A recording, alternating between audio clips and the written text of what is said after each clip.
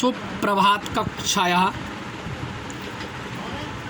तो हमने आपको बताया था सृजनात्मक, ज्ञानात्मकम, बोधात्मकम, अनुप्रयोगात्मकम और सृजनात्मकम। अब है सामान्य सामग्री। सामान्य सामग्री में सहायक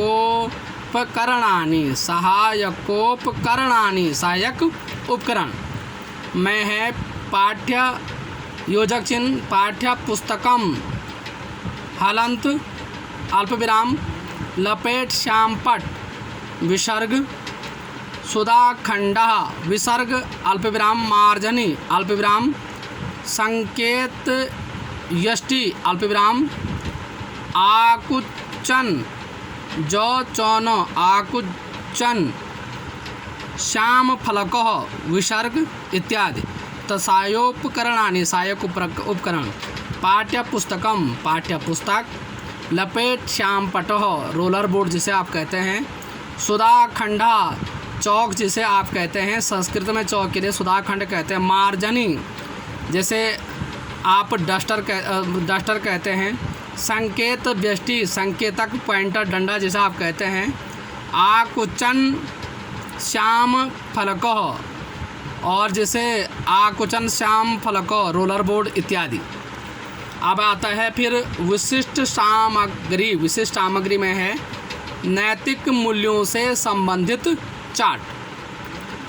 फिर है पूर्व ज्ञानम, पूर्व ज्ञान, आप हलंत करेंगे तो छात्रः, विसर्ग, सूक्ति मौक्तिकम विषये, सूक्ति मौक्तिकम, हलंत विषये, सामान्यतय, विसर्ग, जानन्ति। तो छात्र सूक्ति मौक्तिकम विषय के बारे में सामान्य जानकारी रखते हैं, पूर्ण विराम। छात्रा सूक्ति मौक्तिकम विषये सामान्यतः जानन्ति। अब है पूर्व ज्ञानम, प्रस्तावना। प्रस्तावना में क्या है, छात्राध्यापकः, विसर्ग, छात्रेषु पूर्व ज्ञाने संबंधितो प्रश्नान् पृष्ट्वा। छात्राध्यापको, छात्राध्यापक, छात्रेषु छात्रों से, पूर्व ज्ञान के आधार पर, संबंधित प्रश्नान् प्रश्न, पृष्ट्वा करता है या पूछता है।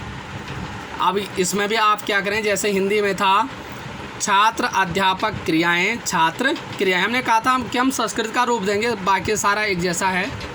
प्रश्न एक, छात्र अध्यापक क्रियाएं। अब यहाँ कहना है कि छात्रों मैं आपसे कुछ प्रश्न पूछूंगा, जिसे प्रश्न का उत्तर आता है वो हाथ खड़े करें, जिसे नहीं आता है वो ध्यानपूर्वक सुनते रहें। तो जिसका हाथ खड़ा रहेगा तो एक प्रश्न पहले पूछ लिया, तो एक पीछे पूछ लिया, एक यहाँ साइड में पूछ लिया, तो एक इस किनारे पूछ लिया, एक बीच पूछ लिया। और लड़कों से भी पूछने हैं तो लड़कियों से भी पूछने हैं, प्रश्न पूछने हैं। और फिर प्रश्न पूछने के बाद बच्चों को बैठने के लिए भी कहना है। और जो छात्र प्रश्न का उत्तर नहीं दे पाता है, दूसरे प्रश्न छात्र को उठाना है, और दूसरा छात्र प्रश्न का उत्तर देता है तो जो छात्र प्रश्न का उत्तर नहीं दे पाता है उसको तब बिठाना है जब वो छात्र प्रश्न का उत्तर दे दे। कहने कि इन्होंने क्या कहा तो वो रिपीट कर लेगा, तब बैठने के लिए कहना है। और अर्थ संयुक्त वाले शब्द भी कहने, जैसे शाबाश, बहुत अच्छा, और बार बार शाबाश में नहीं कहना, नहीं तो बच्चे शाबाश नाम रख देंगे, वेरी गुड नाम रख देते हैं। और हिंदी संस्कृत में इंग्लिश के शब्दों का प्रयोग नहीं करेंगे, ध्यानपूर्वक सुने।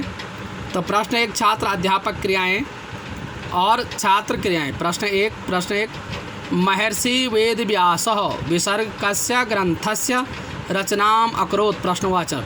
महर्षि वेदव्यासः कस्य ग्रंथस्य रचनाम् अकरोत्, प्रश्नवाचक। महर्षि वेदव्यास ने किस ग्रंथ की रचना की। उत्तर, छात्र क्रियाएं। उत्तर, महर्षि वेदव्यासः, विसर्ग, महाभारत ग्रंथस्य रचनाम् अकरोत्, महर्षि वेदव्यास ने महाभारत ग्रंथ की रचना की। प्रश्न नंबर 2, महाभारतस्य युद्धो कस्मिन् द्वयोः मध्ये अभवत्, महाभारत का युद्ध किस दोनों के बीच हुआ, प्रश्नवाचक। उत्तर, महाभारतस्य युद्धो कौरव अल्पविराम पांडवानां, ना के ऊपर अनुस्वार, मध्य अभवत् पूर्ण विराम। महाभारत का युद्ध कौरव और पांडवों के बीच हुआ। फिर प्रश्न नंबर 3, धृतराष्ट्रस्य प्रख्यात मंत्री को आसित, क्योंकि पांडवों में था। और यहाँ पे एक प्रश्न और बन सकता है कि कौरवों में मुख्य योद्धा कौन था। तो इस प्रकार बन सकता है, यहाँ उत्तर आएगा धृतराष्ट्रस्य। तो आप गलती नहीं करेंगे, आपको बता रहा हूँ। तो फिर बनेगा धृतराष्ट्रस्य प्रख्यातः मंत्री को आसीत। प्रश्नवाचक धृतराष्ट्र के प्रख्यात मंत्री कौन थे। तो उत्तर छात्र क्रियाएं धृतराष्ट्रस्य प्रख्यातो मंत्री विदुरो आसीत। धृतराष्ट्र के प्रख्यात मंत्री विदुर थे। पूर्ण विराम। फिर प्रश्न 4, विद्रोह विसर्ग नीति विसर्ग वयम यो के ऊपर अनुस्वार कस्मिन् नामानि जानासि। विदुरोह नीति वयम कस्मिन् नामानि जानासि। प्रश्नवाचक। और यहाँ उत्तर आता है समस्यात्मक मोह हलंत ऑब्लिक अस्पष्ट उत्तर। तो इस प्रकार यहाँ धृतराष्ट्र वाले में इसके बाद आप एक प्रश्न और बना सकते हैं। और हमेशा उत्तर का प्रश्न, ये देख रहे होंगे उत्तर का प्रश्न बना है, देख रहे होंगे आप। फिर उत्तर का प्रश्न बना है, यहाँ भी आप एक प्रश्न बनाएंगे दूसरे वाले में, तीसरा, तब धृतराष्ट्र आ जाएगा। उत्तर का प्रश्न, उत्तर का प्रश्न, उत्तर का प्रश्न। लेकिन आपने कहीं भी पहले ही ना प्रश्न में ना उत्तर में, ना प्रश्न में ना उत्तर में कहीं भी शीर्षक अथवा प्रकरण का नाम नहीं आना चाहिए। हमारा कहीं शीर्षक प्रकरण का नाम है नहीं है। अब देखो, आपको भी ये गलती नहीं करनी है, आपको ये इसी प्रकार कार्य करना है। तब आता है उद्देश्य कथनम। हम हिंदी में कहते हैं उद्देश्य कथन, संस्कृत में होता है उद्देश्य कथनम। उद्देश्य कथनम तो क्या होता है छात्रों, अनुस्वार अध्योवयम यो के ऊपर अनुस्वार सूक्ति मौक्तिकम। सूक्ति मौक्तिकम ये उदाहरण चिन्ह इस प्रकार से यहाँ के लिए इस प्रकार लिखते हैं, जब समाप्त होता है तो उदाहरण चिन्ह बंद होते हैं। मोह हलंत। तो छात्रों अध्योवयम सूक्ति मौक्तिकम इति नामनो, ना अदमो नो के आगे विसर्ग, नामनो पाठस्य अध्ययनम मो हलंत करिष्यामः विसर्ग पूर्ण विराम। छात्रों अध्योवयम सूक्ति मौक्तिकम इति नामनः पाठस्य अध्ययनम करिष्यामः विसर्ग। ये है उद्देश्य कथन। और उद्देश्य कथन लेसन प्लान में भी रेखांकित होगा काले पेन से। और तब लिखते हैं, पहले आप छात्रों के सामने कहेंगे छात्रों अध्योवयम, छात्रों आज हम सूक्ति मौक्तिकम इति नामनो, इस नाम के पाठस्य पाठ का अध्ययन करिष्यामः करेंगे। और तब फिर आप जहाँ पे आपने श्याम पट पर लिखा था सूक्ति मौक्तिकम, तो आप श्याम पट पर सूक्ति मौक्तिकम लिखेंगे और अंडरलाइन कर देंगे। श्याम पट पर भी ये रेखा शीर्षक अंडरलाइन होगा, एक रेखांकित होगा। और लेसन प्लान में भी अंडरलाइन प्रकरण होगा। और साथ ही साथ उद्देश्य कथन भी लेसन प्लान में अंडरलाइन होगा।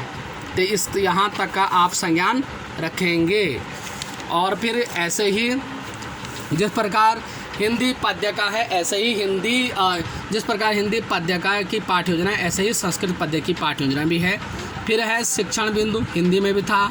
शिक्षण लक्ष्य ऑब्लिक व्यावहारिक उद्देश्य, हिंदी में भी था। छात्र अध्यापक क्रियाएं, हिंदी में भी था। छात्र क्रियाएं, हिंदी में भी था। विधि ऑब्लिक प्रविधि ऑब्लिक सहायक सामग्री, हिंदी में भी थी। श्याम पट सारांश, हिंदी में भी था। और मूल्यांकन, हिंदी में भी था। तो कोई अंतर है नहीं है। लेकिन अंतर यह है कि हमने हिंदी में लिखा था आदर्श वाचन और संस्कृत में लिख रहे हैं हम आदर्श वाचनम। हिंदी में लिखा था हमने आदर्श वाचन, संस्कृत में लिख रहे हैं हम आदर्श वाचनम। और इसी प्रकार शिक्षण लक्ष्य ऑब्लिक व्यावहारिक उद्देश्य हमने हिंदी में लिखा था कौशलात्मक, संस्कृत में लिख रहे हैं हम कौशलात्मकम मोहलंत। और इसी प्रकार ये आगे ये चलता रहेगा। और आदर्श वाचन में भी पिबंती खल सज्ज नानाम, क्योंकि काव्य की 4 या 8 पंक्ति, 8 पंक्ति से ज़्यादा नहीं लेनी है। तो पिबंती खल सज्जनानाम पूर्ण विराम। कौशलात्मकम कौशलात्मक। शिक्षण लक्ष्य शिक्षण बिंदु आएगा आदर्श वाचनम। और पिबंत और खल सज्जनानाम पूर्ण विराम। शिक्षण लक्ष्य व्यावहारिक उद्देश्य आएगा कौशलात्मकम। ये देख रहे होंगे आप, छात्र अपनी वाचन एवं श्रवण क्षमता का विकास करते हैं। शिक्षण लक्ष्य व्यावहारिक उद्देश्य। और छात्र अध्यापक क्रियाएं क्या है? छात्र अध्यापको विसर्ग उचित स्वरेण आरोहावरोह, संस्कृत में कहते हैं आरोहावरोह, सहितेन विराम चिह्नानुसारेण आदर्शवाचनम करिष्यति।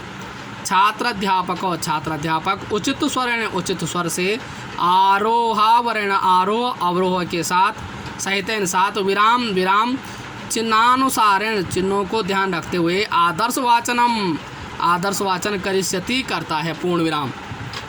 अब छात्र क्रियाएं क्या है? छात्र ध्यानपूर्वक सुनते हैं, पूर्ण विराम।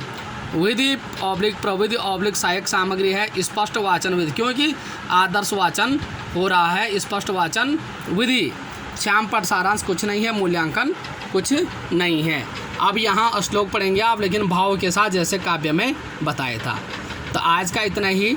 पुनः हम कल उपस्थित होते हैं, और आप मेरे चैनल को सब्सक्राइब करना ना भूलें, शेयर करना ना भूलें, लाइक करना ना भूलें। पुनः कल अगले टॉपिक के साथ मिलते हैं, अगले कठिन शब्दोच्चारण अभ्यास और आदर्श वाचन लयबद्ध के साथ मिलते हैं। तब तक के लिए नमस्कार, धन्यवाद, और सब्सक्राइब करना ना भूलें ताकि आप अगली वीडियो को देख सकें। आप गलतियां नहीं करेंगे, अनुस्वार विसर्ग संबंधी, हलंत संबंधी, संस्कृत उसके संबंधी व्याकरण चिन्हों का ध्यान रखेंगे। मैं राकेश नथवाल, प्रवक्ता HIT BED कॉलेज जिलासू चमोली।